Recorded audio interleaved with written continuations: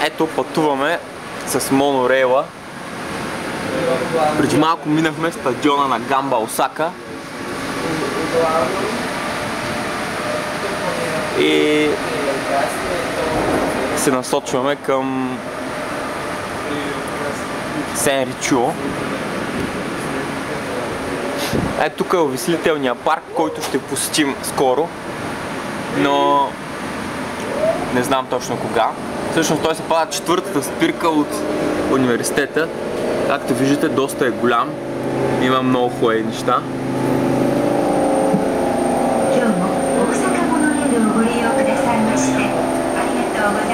Осака Монорейро Гозаймаща нещо каза, но точно какво не се знае.